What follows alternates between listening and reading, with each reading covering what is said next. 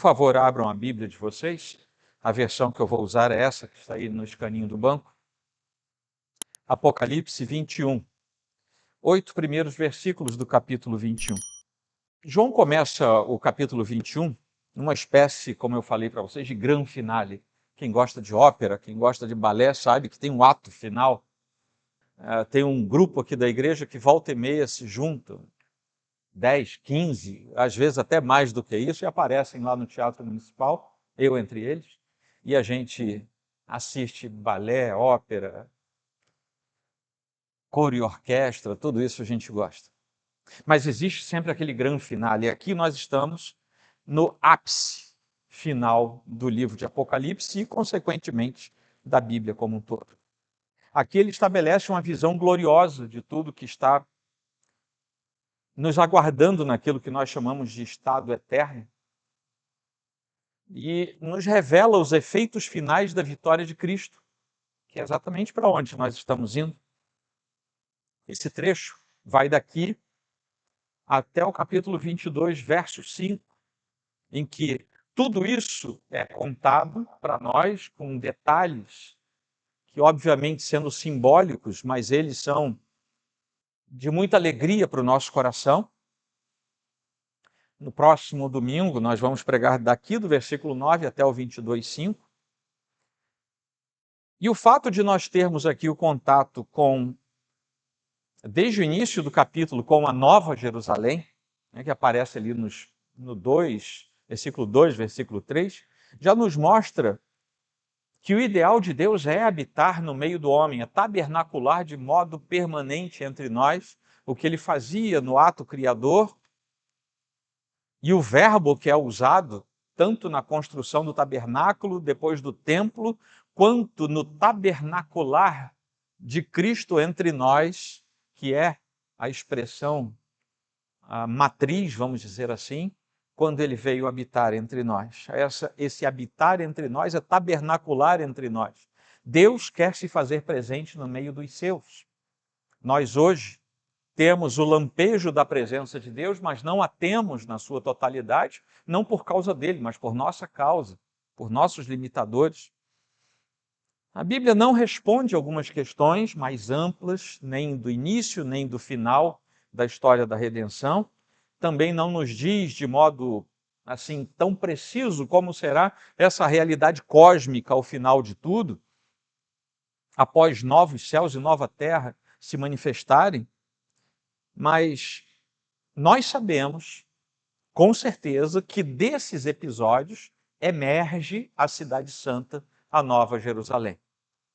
Quem esteve aqui na última quinta-feira, o nosso estudo versou exatamente sobre essa parte da escatologia, porque às quintas-feiras nós estudamos a teologia afeita a isso. A descrição em pormenores da entrada nessa bem-aventurada vida eterna parece ser bastante intencional da parte de João. Ele se torna diferente na sua redação quando ele vai chegando aqui para o final. E tudo indica que isso também tinha uma primeira aplicação naquele momento. Nós sabemos do grande dificultador que era ser cristão no final do primeiro século, sob o Império Romano, as dificuldades que isso gerava. E os cristãos precisavam se sentir seguros quanto à sua lealdade, porque a Nova Jerusalém ultrapassava em muito a expectativa daquilo que era natural, daquilo que era visível. Ultrapassava inclusive a grandeza de Roma, que era considerada uma cidade maravilhosa. E a gente sabe que era, arquitetonicamente, até hoje estão lá, não só os elementos arquitetônicos, como, enfim, as artes, tudo aquilo que fez parte da cidade de Roma, o centro do Império Romano. E aquilo era exaltado. E os cristãos estavam dentro desse império. Mas João está descrevendo a cidade santa como algo infinitamente superior ao que eles sabiam ser Roma. E isso despertava neles o senso da responsabilidade.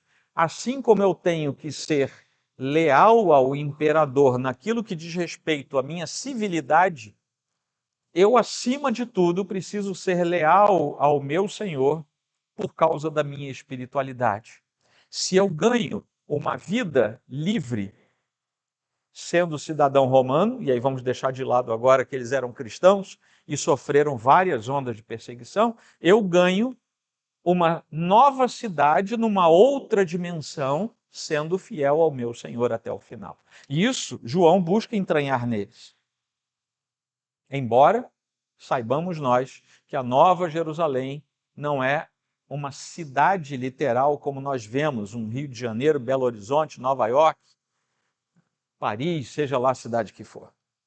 Esse parágrafo de abertura que eu li para vocês parece servir ao duplo propósito de encerrar muito daquilo que precedeu esse texto, mas especialmente de funcionar como uma espécie de introdução bastante abrangente a tudo aquilo que ele ainda vai descrever. Falta pouco em termos de texto, mas a riqueza do que ele vai descrever é muita coisa. Isso é seguido por uma extensa descrição da Nova Jerusalém, que vai, como eu falei para vocês, até o final desse capítulo, e ainda tem um pequeno desdobramento no início do próximo capítulo. E nesse espaço nós vamos ver o povo de Deus, de ambas as alianças, a antiga e a nova aliança, aparecendo juntos, embora por meio dos seus representantes primários, as 12 tribos de Israel e os 12 apóstolos do Cordeiro, que são simbolicamente apresentados nessa estrutura. Eu só dividi esse trecho em duas partes. Uma até o versículo 4, quando fala de céu e terra que são novos. E a partir do versículo 5, todas as coisas que são novas. Então o Senhor inspira João a primeiro falar de céu e terra, sendo novos, e depois ele continua inspirando a que ele fale das outras coisas que são atinentes à eternidade. Nesse primeiro trecho, nós temos uma visão principal e temos uma voz que surge do trono. Tudo que era antigo se passou. Nesse momento, tudo que era antigo já passou.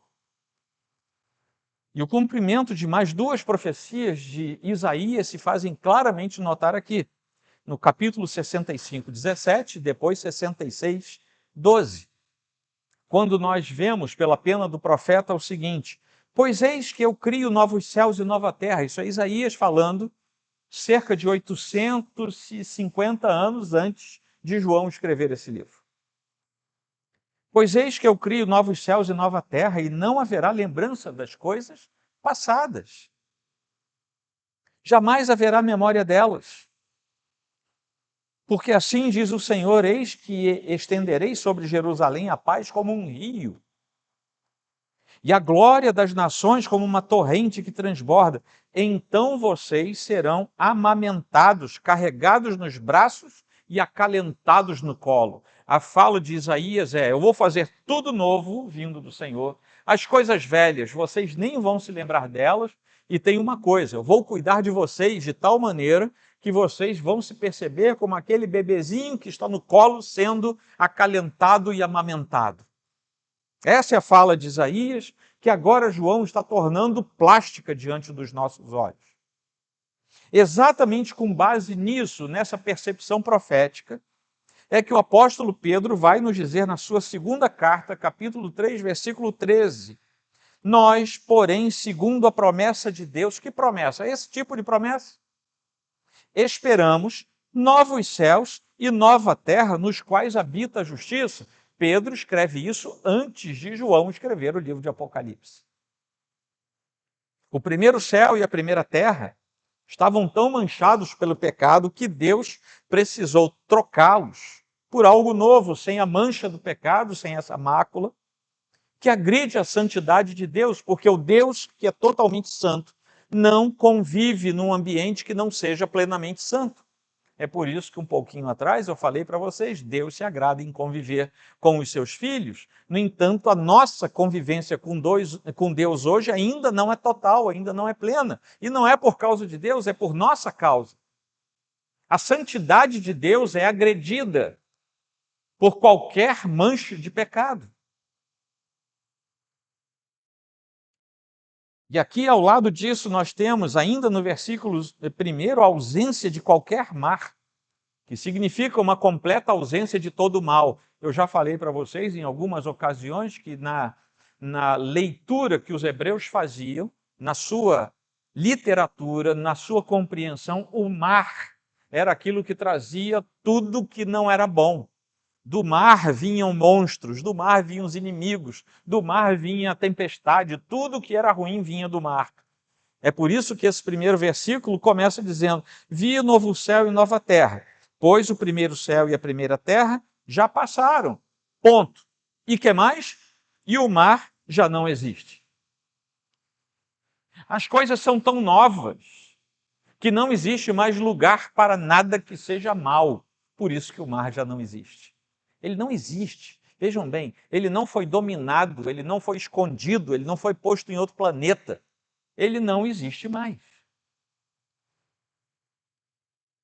O pecado e todas as suas manifestações nas forças espirituais sobre as nações perversas desaparecerá para sempre. É isso que quer dizer que o mar não existe mais. E uma vez que haverá novo céu e nova terra, então a nova Jerusalém poderá descer da parte de Deus. Ela só desce da parte de Deus quando novos céus e nova terra forem instalados pelo poder do próprio Deus. Aquela Jerusalém terrena traiu o Senhor, Jesus chorou sobre ela. Ah, Jerusalém, se você soubesse, a Jerusalém terrena traiu o Senhor, apostatou, juntou-se à Babilônia, adorou ídolos. Ela precisa passar. E vem então a nova Jerusalém. E finalmente se cumprirá também mais uma promessa, mais uma profecia de Ezequiel, que está no capítulo 37. O meu tabernáculo estará entre eles. Eu serei o seu Deus, e eles serão o meu povo.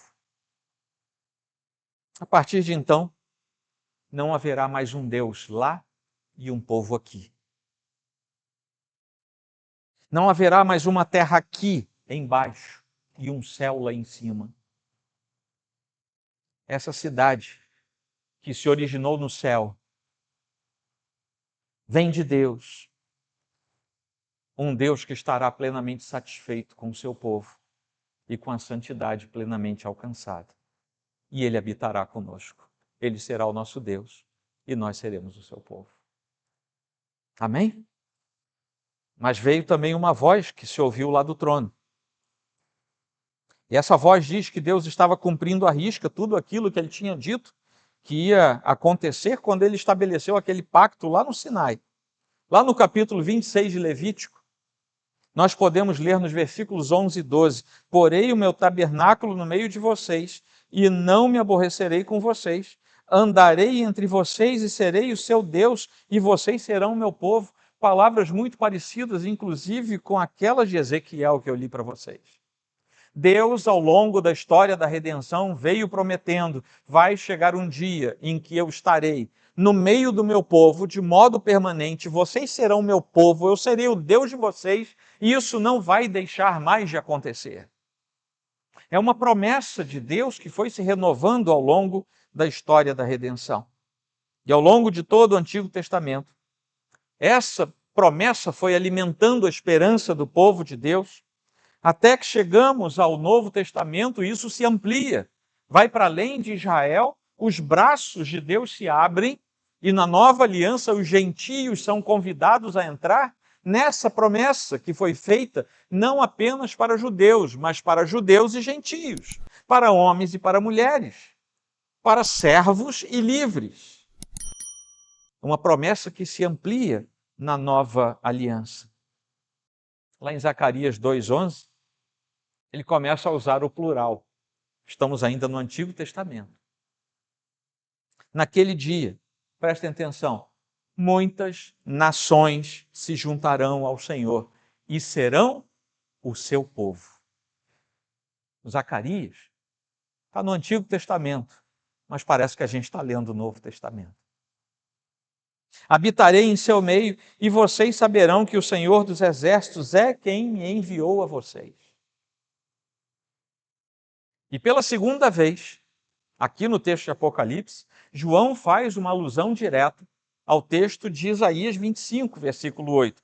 Tragará a morte para sempre, e assim o Senhor Deus enxugará as lágrimas de todos os rostos e tirará de toda a terra o vexame do seu povo, porque o Senhor falou sobre a palavra dele, tudo isso vai acontecer.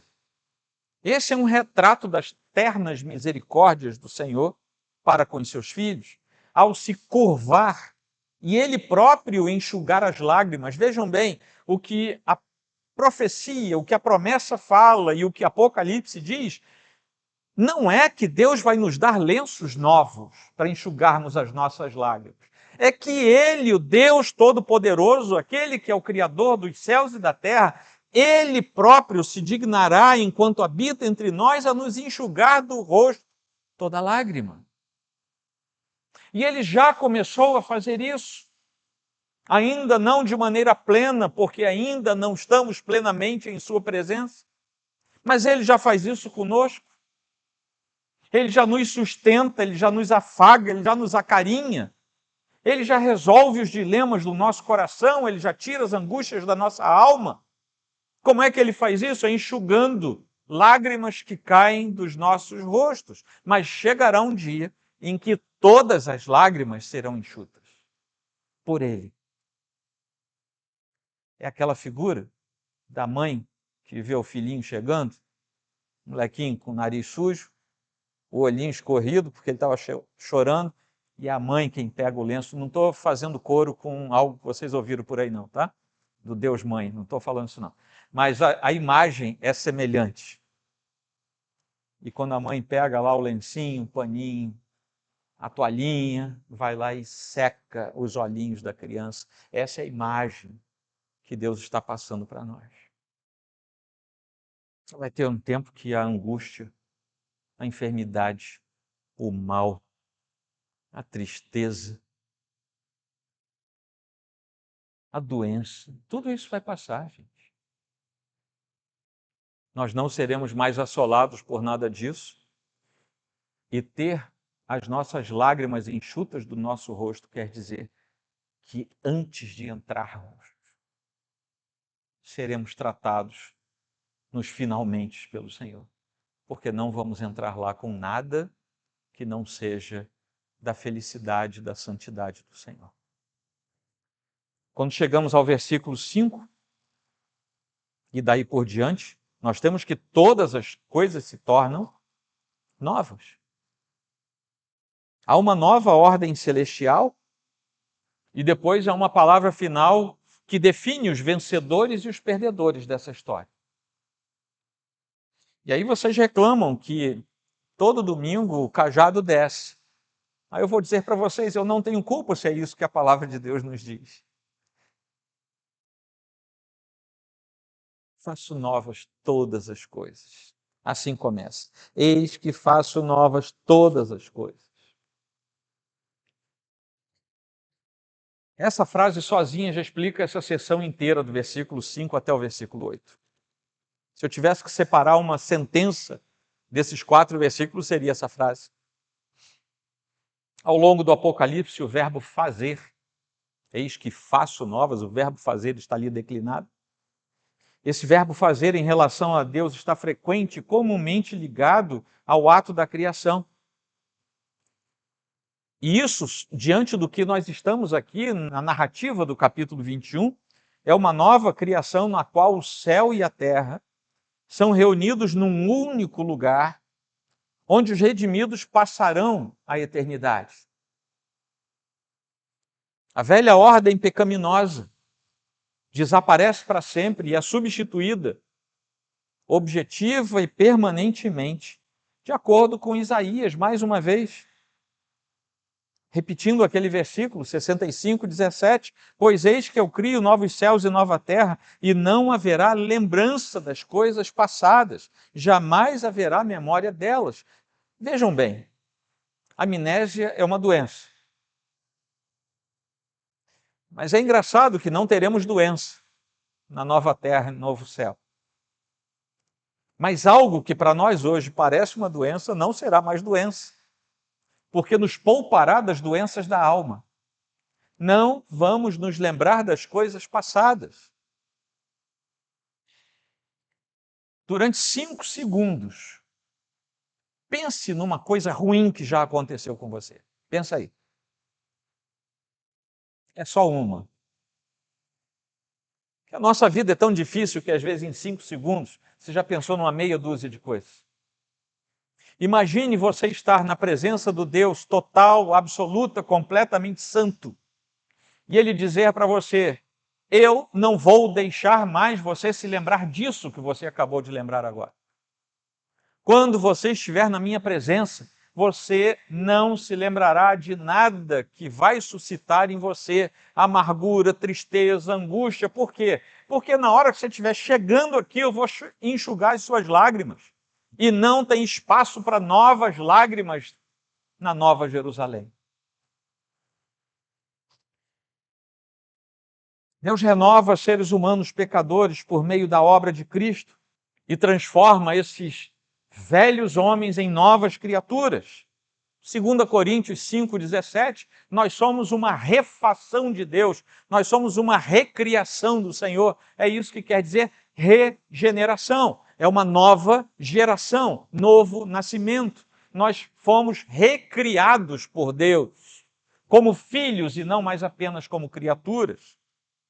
Além dos seres humanos, todas as coisas serão renovadas. Essa é uma promessa de Deus, que aponta para a consumação e para a transformação do céu e da terra e da renovação de toda a criação de Deus.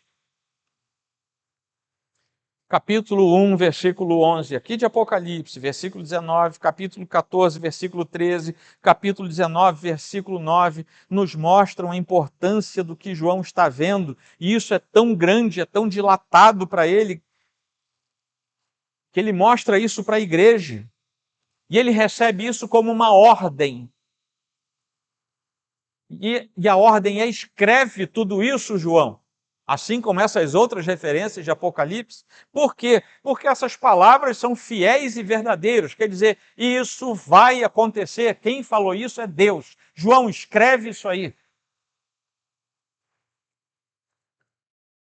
E por que é que João recebe a ordem de escrever com tanta veemência?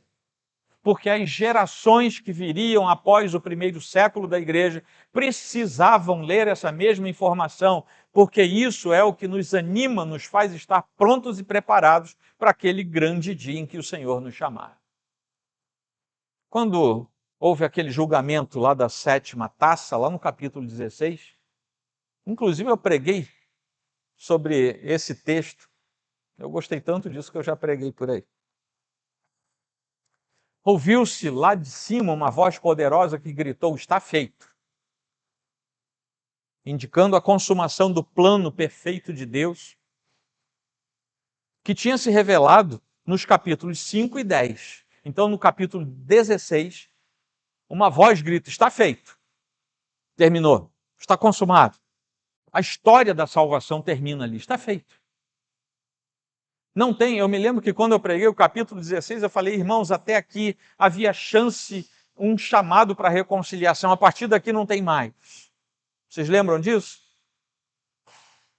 Não há mais chance de reconciliação. Daqui para lá é a voz de Deus dizendo: acabou. A trajetória foi marcada por 3 momentos. Na cruz, lá em João 19:30, o Senhor Jesus clama na cruz: está consumado. Em Apocalipse 16:17, lá no ápice do escatom, aquela voz grita: está feito. E agora nós ouvimos: tudo está feito, no capítulo 21. O que assinala o fechamento da história humana, com o juízo deste mundo maligno e o advento da nova criação. O lar eterno e o definitivo lugar para os remidos do Senhor. A essa declaração seguem-se mais 2 declarações imediatas. Eu sou o Alfa e o Ômega. Que se repete em vários lugares. É o eu sou que o Senhor disse para Moisés: vai lá e diz que eu sou, mandou você falar. Ele agora está dizendo: eu sou o Alfa e o Ômega. Eu sou Eu sou Deus, e eu sou o primeiro e último. Ao longo de toda a história da redenção, eu sou. Estive com vocês que são o meu povo chamado, eleito, predestinado e que agora está salvo, santo, chegando na minha presença.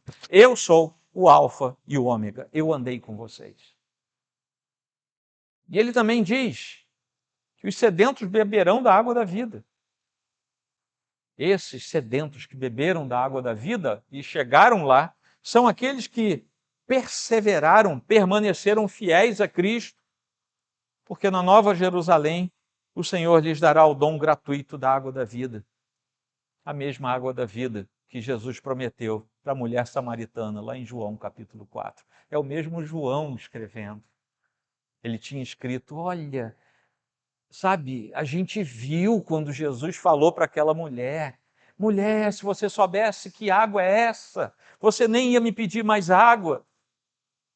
E agora João está no final da história dizendo, gente, aquela água da vida, quem beber daquela água, agora eu estou vendo pela revelação do Senhor qual é o destino de quem beber aquela água que Jesus falou para aquela mulher meio prostituída lá na beira do poço. Chega aqui. E João devia, se ele tivesse fogos, ele ia soltar fogos naquela hora dizendo, eu estou vendo. Eu ainda não cheguei lá, mas o Senhor abriu os meus olhos, eu estou vendo. Eu já estou velhinho aqui em Patmos, daqui a pouco eu vou chegar lá. Mas o Senhor me deixou ver e o Senhor nos deixou ouvir numa noite como esta, tudo o que nos espera. Isso é só para os vencedores. O versículo 7 nos mostra que ainda estamos aqui, porque aí João volta para o seu tempo presente, porque ele diz, o vencedor herdará. Então ele volta para o seu tempo presente e diz, vai acontecer com o vencedor que ele vai herdar alguma coisa. Ele faz ali um flashback, né, na narrativa, e ele deixa de narrar o que está no futuro e vem dizer, gente, nós que estamos aqui precisamos vencer para podermos lá na frente herdar isso que o Senhor está me mostrando.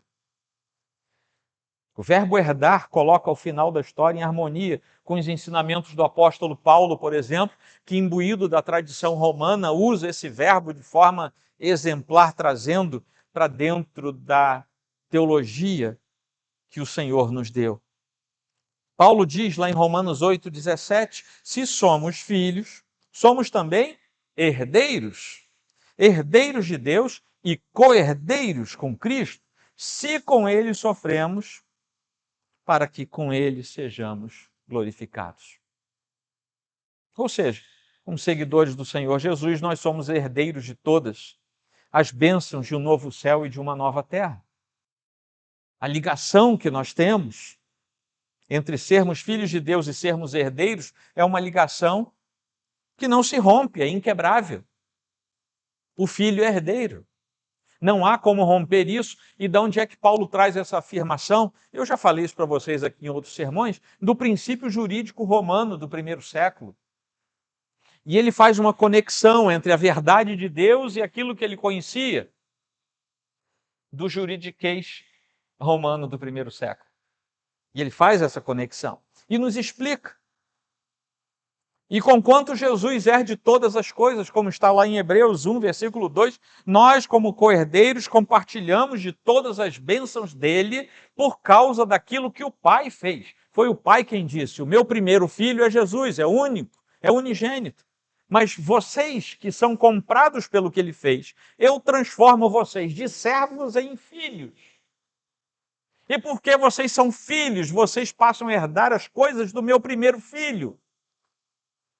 E é por isso que Paulo nos chama de co-herdeiros juntamente com Cristo. Eu lhe serei por pai e ele me será por filho. Isso está lá em 1 Samuel 7,14. Natã falando, não presbítero, o outro Natã, profeta, falando para Davi sobre Salomão. Davi, fique em paz. Eu vou cuidar de Salomão, eu vou ser como um pai para Salomão e ele vai ser como um filho para mim. Agora, no final de tudo, João resgata essa fala do Senhor através do profeta Natã, mas ele troca pai por Deus.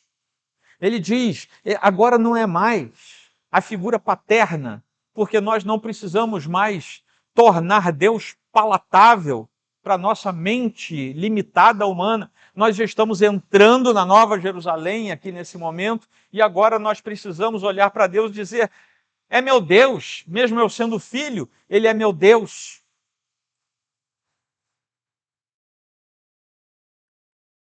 Nós vamos reconhecer o senso pleno da divindade naquilo que Deus quiser se revelar até a plenitude da sua revelação eterna, que, meus irmãos, não tenham dúvida, Ele não vai revelar tudo de si, nem na eternidade. Ele continuará sendo Deus. Nós continuaremos sendo. Por mais que santos na presença dEle, continuaremos sendo filhos criados por Ele. Ele nunca vai deixar de ser Deus. Em Jesus Cristo nós fomos adotados, o Senhor nos deu o nome da sua família. É assim que funciona. Aí nós chegamos ao último versículo. Chegamos aos covardes. Um termo que é exclusivo nesse ponto, que abre uma lista daqueles que se mantiveram contra a verdade de Deus. Quanto, porém, aqui é antitético, quanto, porém, aos covardes, aí vai falar. Aqui está um contraste profundo entre o vencedor, aquele que herda a vida eterna, e o covarde, que é destinado à eternidade no fogo do inferno, no fogo, no lago de fogo que arde. A lista que compõe a maior parte desse versículo 8 vai se somar a duas listas imediatamente posteriores. No capítulo 21, 27 tem uma pequena lista, e no capítulo 22, versículo 5 tem outra pequena lista. E descreve os infiéis. Mas o covarde, né, a gente pensa assim, o sujeito que alguém jogou um estalinho, ele sai correndo. Não é desse covarde que o texto bíblico está falando. Está falando daquele crente mais ou menos. Esse é covarde. Porque ele não enfrenta as vicissitudes com fidelidade ao seu Deus. Ele é covarde. Aqui está falando do falso crente. Está falando do fraco na fé. Não é o crente fraco. Só existe dois tipos de pessoas. Crente e não crente. Tá? No Senhor Jesus. Crente fraco é um eufemismo para não crente que é bonzinho. Tá? Não existe. Ou você é crente ou não é. Então tem o fraco na fé, aquele que está lá, aquele que não persevera, o quase cristão, o amigo do evangelho. O sujeito vem todo domingo à igreja. Ele sabe todos os corinhos de cor, todos os hinos. Hoje a gente praticamente só cantou hino. Ele sabe todos de cor, mais do que a gente. Ele canta de olho fechado e não erra uma letra. Se você pedir um dia para ele fazer uma oração, você chora. O sujeito é bom de coração, é bacana, gente. Mas é amigo do evangelho, o coração dele nunca foi quebrado de pedra e tornado em carne. Mas o que interessa a Deus não é o que a gente vê, é o coração. Esse é um covarde. Esses são aqueles que caem, como está lá em Hebreus capítulo 6, que o pessoal, nós que somos reformados, ficamos assim, ai meu Deus, tomara que nenhum arminiano fale comigo sobre o capítulo 6 de Hebreus. Pode falar a verdade à vontade, porque isso aqui é fácil de responder.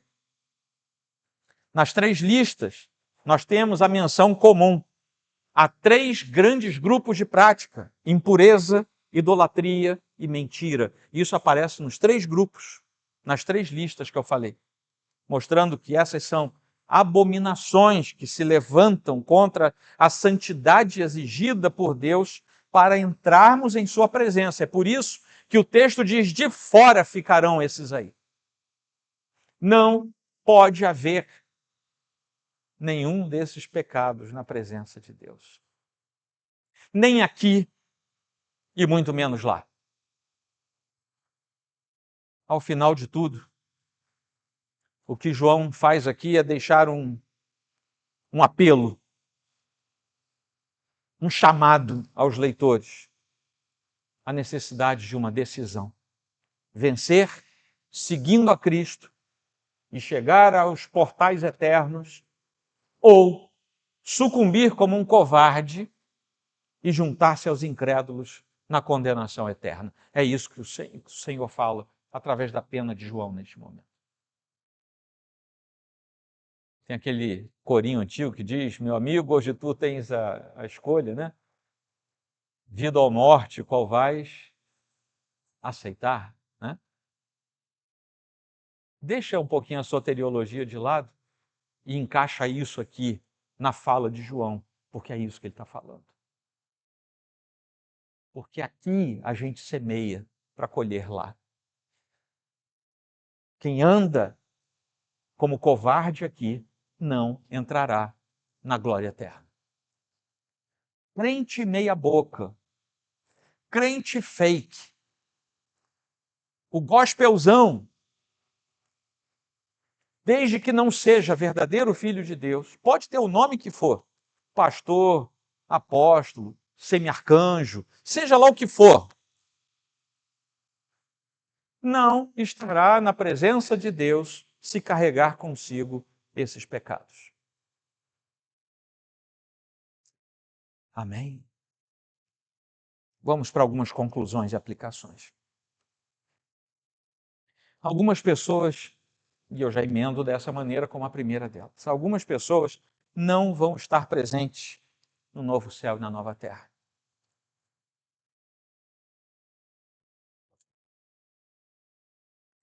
Vou falar mais uma vez, não se alegrem por aqueles que não estarão lá. Alegrem-se, porque Deus ainda dá oportunidade a cada um de nós de pregarmos o Evangelho, para que menos gente esteja lá. Deu para entender? Faça o seu trabalho. Deixa que Deus faz o dele. São 4 elementos principais. Os indiferentes ao Evangelho são aqueles covardes mesmo. Aqueles que são indecisos, aqueles que temem o perigo, fogem das consequências de confessar o Senhor, o seu nome. Conhecem a verdade, mas vivem em cima do muro. Não se comprometem com Cristo nem com o Evangelho. Esse é um grupo. O outro grupo são os moralmente corrompidos. E muitos deles estão dentro das igrejas. Aqueles que não têm vergonha de se entregarem ao pecado deste mundo e terem prazer no pecado deste mundo. E com isso escarnecem de Deus e da sua santidade. Escarnecem da virtude de Deus. Como se tudo que houvesse fosse aquilo que os olhos veem hoje. Festejam a impureza, festejam a infidelidade, festejam a infidelidade conjugal. E parece que Sodoma e Gomorra são fichinha perto do que a gente vive hoje. Terceiro, grupo de pessoas que não estará lá, os desobedientes. E agora estou falando da religião, da fé.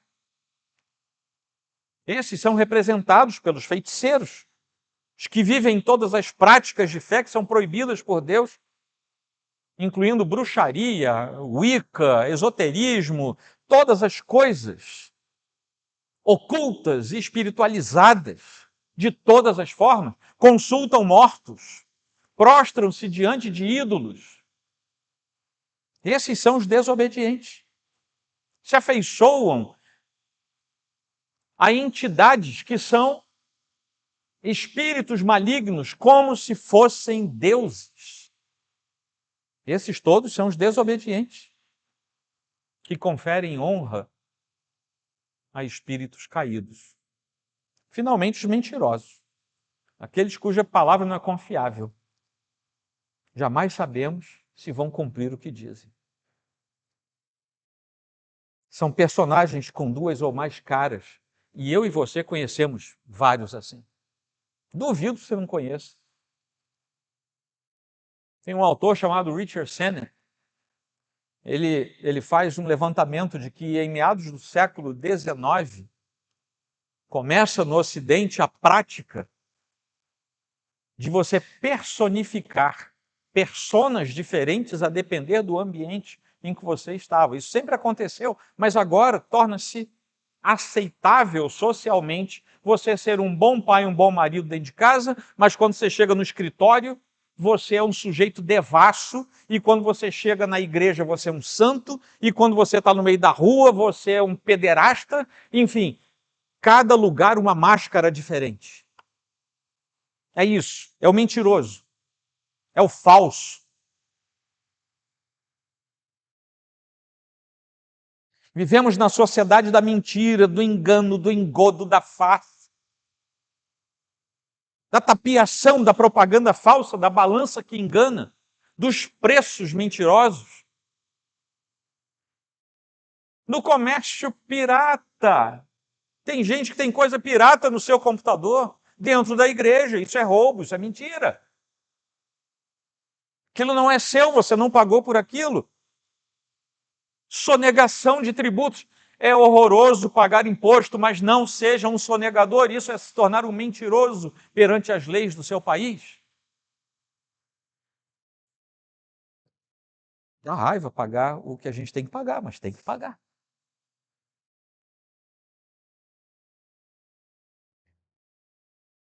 Conchavos. Conchavos que começam, às vezes, no banco da igreja. E vão terminar nos plenários, nas câmaras, nos cenários da política mais elevada do país, das representações estaduais, municipais, das entidades de classe, os conchavos que vão arrumando as coisas. A justiça, que muitas vezes, ao invés de trazer a justiça para aquele que está debilitado e fragilizado, é usada muitas vezes para acabar com aquele que precisa e exaltar os que têm tudo. Não é verdade, irmãos? Vocês que são advogados aqui devem sofrer com isso. Com alguns pedidos que vocês têm que dizer, sabe, eu não vou entrar nessa não, procura outro colega, tal, porque você já vê que aquilo é indevido. Acordos escusos, subornos criminosos, impunidade moral. E muita gente gosta disso como o porco gosta da lama. E se acostuma com essas coisas. Prestem atenção, sabemos que alguns estarão de fora da presença de Deus por toda a eternidade. Esses são aqueles que não acolheram Cristo em seu coração, sendo responsáveis por sua perda eterna. Eles são responsáveis. A pergunta que eu faço hoje aqui é a seguinte: Cristo já foi verdadeiramente acolhido em seu coração? A minha pergunta não é quantos anos de crente você tem. A minha pergunta é: Cristo foi verdadeiramente acolhido no seu coração? Você tem que dar essa resposta para você e para o próprio Deus. Segunda coisa é que algumas coisas, além de pessoas, não vão estar presentes no novo céu e na nova terra, que é coisa boa.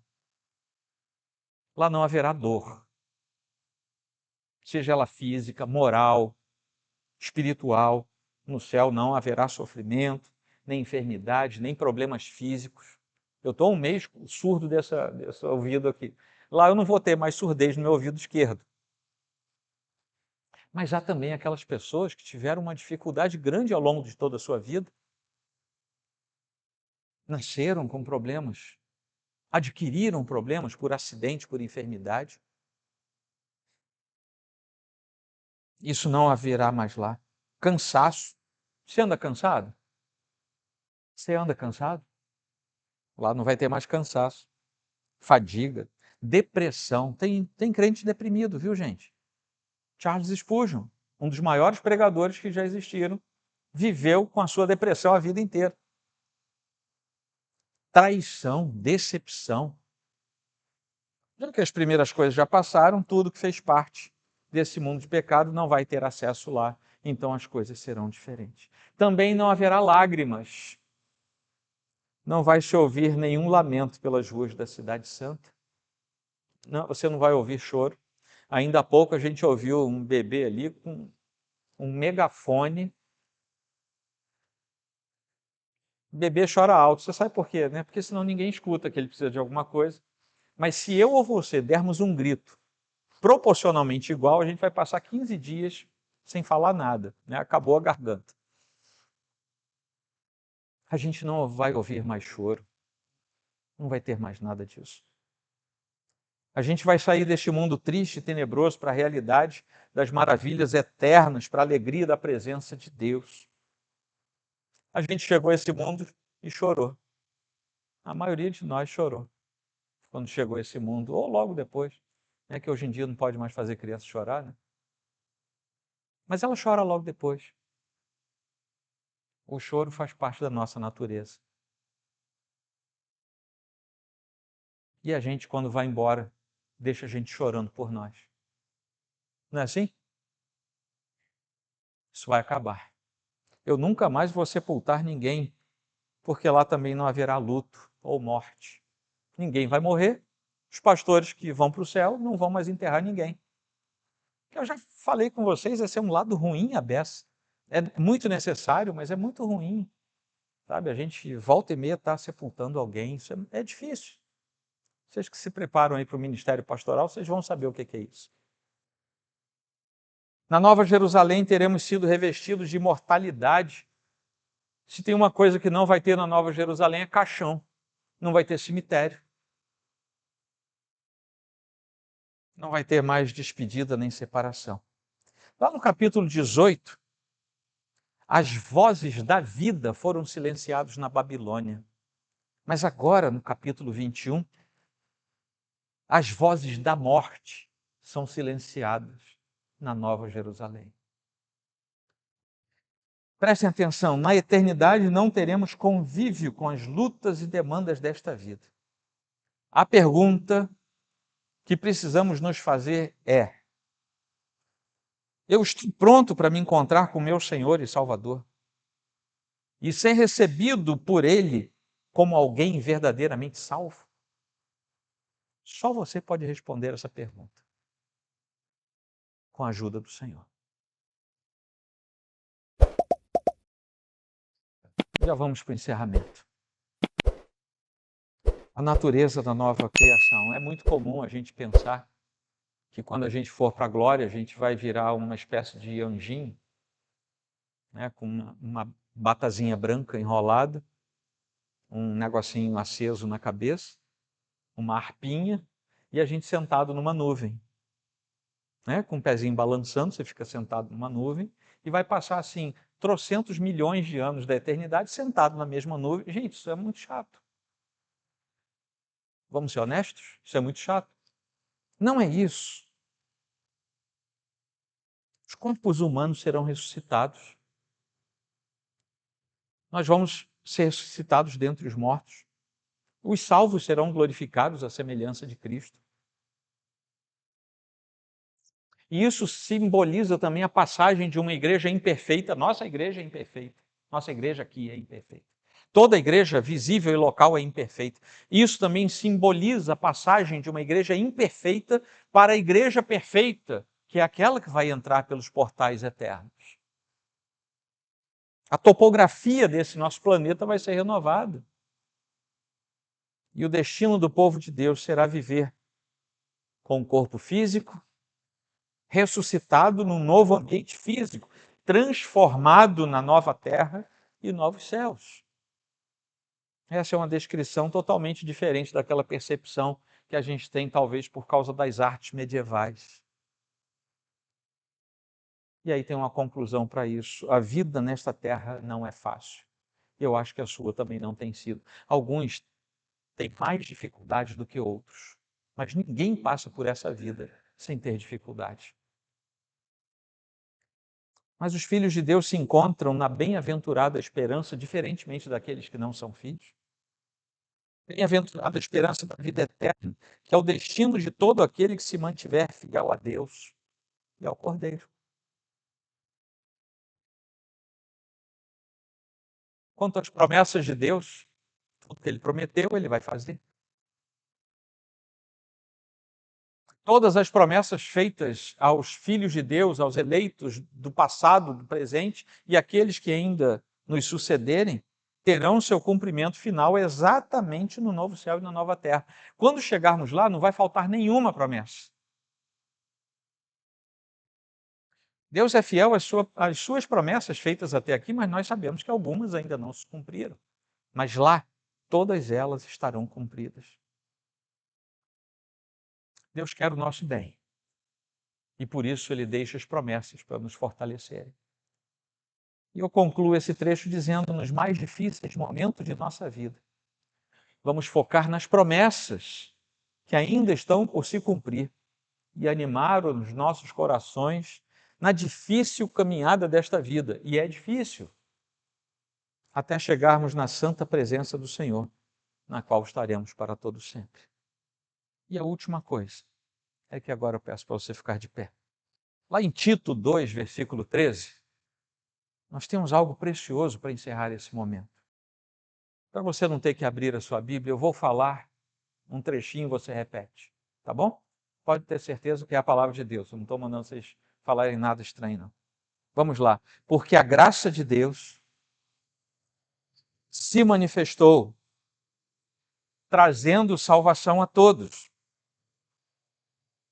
Ela nos educa para que, renegadas a impiedade e as paixões humanas,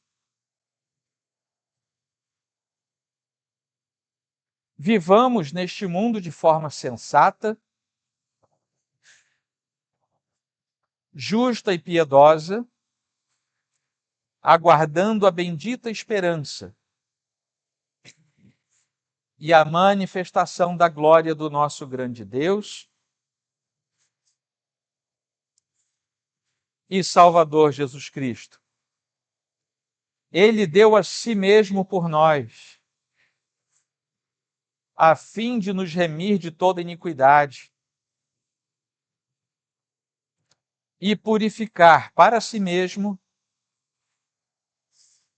um povo exclusivamente seu,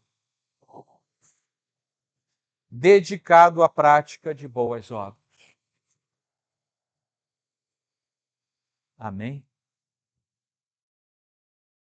Nós vamos chegar lá, com a graça do nosso Deus. Senhor, muito obrigado por tua palavra. Obrigado porque o Senhor nos direciona para si mesmo. E obrigado pela instrução da tua palavra que nos diz, não é por aqui, é por ali. A tua palavra que nos mostra o aio da tua santidade e nos admoesta a seguirmos firmes na tua presença. Nesta noite, Senhor, que o teu Santo Espírito, sondando os corações, não permita que ninguém saia daqui sem um encontro real e verdadeiro contigo. Que não permita ao Senhor que nenhum de nós se perca, mas que todos sejamos contados entre os teus filhos, herdeiros, co-herdeiros com Cristo. Quanto a nós, os teus filhos, alegra-nos e faz com que andemos na tua santa presença. Anima o nosso coração e nos momentos difíceis faz com que sejamos capazes de olhar para o alto e ver o lampejo daquilo que nos aguarda, animando a nossa vida e o nosso coração. Te adoramos, te bendizemos. No nome santo do Senhor Jesus,